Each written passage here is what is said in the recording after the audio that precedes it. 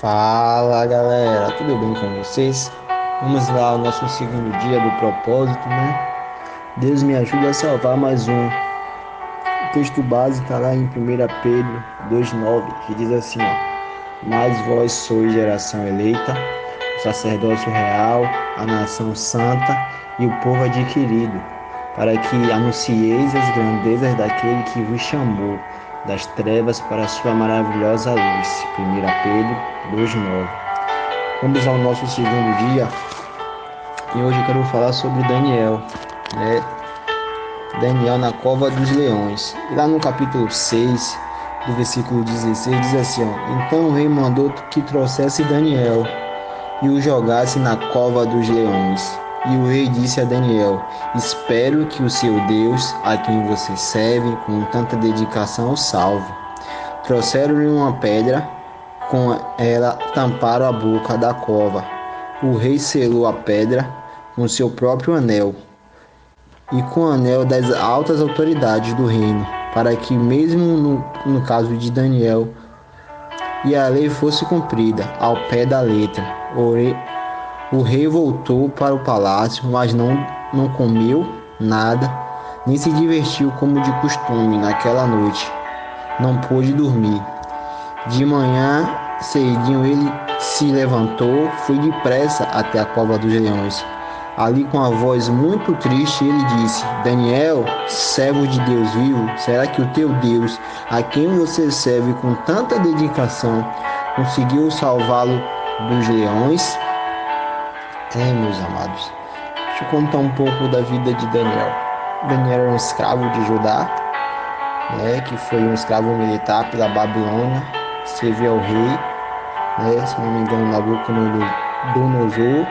Ele e mais os seus 4 amigos, né, desde pequeno foram escravizados e foram preparados para viver em um palácio.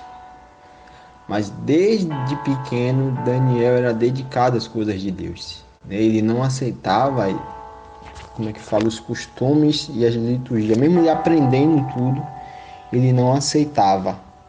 E com isso ele foi crescendo na graça e no conhecimento. E Deus deu a ele um espírito excelente em tudo o que ele fazia. E no primeiro caso, você vai ver lá no capítulo 1 e no capítulo 2, que o rei teve um sonho, né? Tentou matar todos aqueles que o servia, mas Deus abençoou Daniel, né, com o espírito de revelação, um dom de revelação, de sonho, interpretação, ao qual ele pôde interpretar o sonho do rei. E nisso ele caminha, né? Tanto ele é abençoado, tanto ele quanto os seus amigos, né? Sadraque, Mesaque e Abidnego. Aí vai mais para frente, teve uma outra situação também, onde os 4 amigos dele, onde os 3 amigos deles foram confrontados em adorar outros deuses, ao qual eles não se curvaram, e o anjo do Senhor apareceu para salvá-los. Mas aqui nós já estamos no capítulo 6 de outro reinado, né? Os persas, né, vencem os babilônicos. O povo de Judá volta, né? O povo de Israel volta para Jerusalém, onde eles estão tentando restaurar o muro, né? E se você conhecer um pouco da Bíblia, vai falar sobre o muro de Neemias, né? Então é paralelo. E nisso se passa, né, praticamente 70 anos. Ou seja, Daniel aqui ele já tem 80 anos, né? E mesmo assim ele não se curva às coisas e nem volta, porque ele sabia que Deus tinha um propósito. Daniel era um cara que ele viveu praticamente em 4 reinados, e nesses 4 reinados ele teve uma expressão viva de representar Deus. E no capítulo 6 aqui, ele é colocado como um dos 13 maiores presidentes, né, dos 13 maiores administradores. O rei da Pérsia, Dario, administra todo o seu reinado em 12 províncias, e desses 12 ele escolhe 3 para governar todos eles, e Daniel é um desses 3. Só que Daniel é ainda mais, porque Daniel tinha um espírito de excelência, e tudo que Daniel fazia, crescia, prosperava, ele era bem sucedido. Nisso ele criou adversários, criou inimigos, que fez com que essas pessoas tentaram derrubar Daniel, mas não encontravam nenhuma falha. Aí falou, vamos encontrar uma falha nisso aqui, ó. Nós percebemos que Daniel ele ora 3 vezes ao dia para o seu Deus, diante de uma janela voltado para Jerusalém.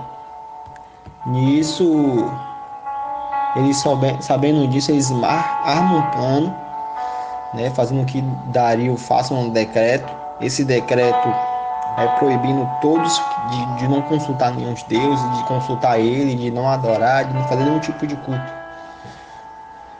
E Daniel continua a fazer o culto, né? Ele não para de orar ao seu Deus. Nisso o rei é pego na lei, não pode voltar a lei, como ele assinou, né? Ele botou o seu anel, ele botou autoridade e tal, então ele não podia voltar, ele tentou de várias maneiras, mas ele não podia voltar atrás com o seu decreto. Aí Daniel ele é preso, ele é jogado na cova dos leões, né?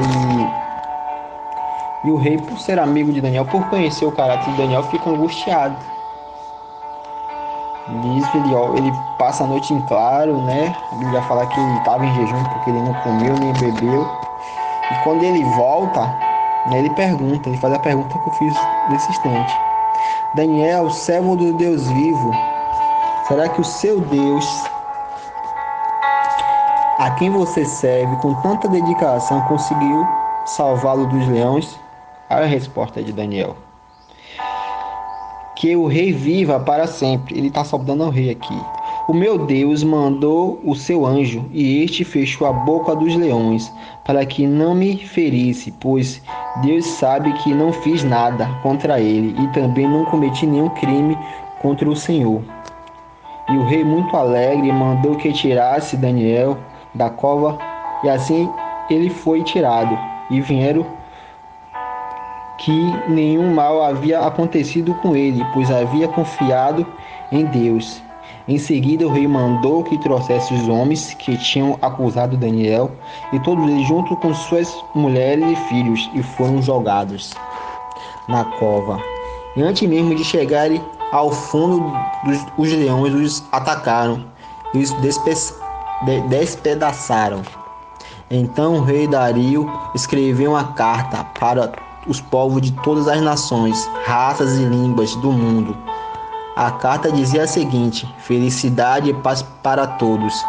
Eu ordeno que todas as pessoas do meu reino respeitem o homem e honrem a Deus, que Daniel adora, pois ele é o Deus vivo, que vive para sempre.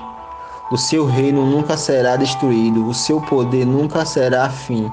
Ele socorre e salva no céu e na terra. Ele faz milagres e maravilhas, e foi ele que salvou Daniel, livrando das garras do leões. Isso é uma passagem famosa, né? Você vê a personalidade de Daniel. Daniel ele tinha uma certeza sobre o futuro. Ele não tinha certeza sobre o futuro, mas ele sabia que Deus estava presente, que Deus estava com ele. Você vê que Daniel também ele tinha uma vida irrepreensível. A única acusação que as pessoas poderiam ter de Daniel era sobre a sua intimidade com Deus. E fica aqui para a gente um exemplo. Nós também podemos fazer um paralelo com Jesus, porque o Velho Testamento é uma preparação para a vinda do Messias. E assim como Daniel, Jesus ele foi acusado, foi levado, aquelas autoridades religiosas na época tentaram acusar Jesus com alguma coisa e não achava. Aí chegou, para Pilatos e disse: esse aqui se diz o rei dos judeus. E Jesus ele foi acusado, ele não foi jogado na cova dos leões, ele foi mandado para a cruz. Daniel ele foi salvo da cova dos leões. Já Jesus, ao olhar humano, ele não foi salvo da cruz. Ele foi até a cruz, mas ele foi cumprir um propósito.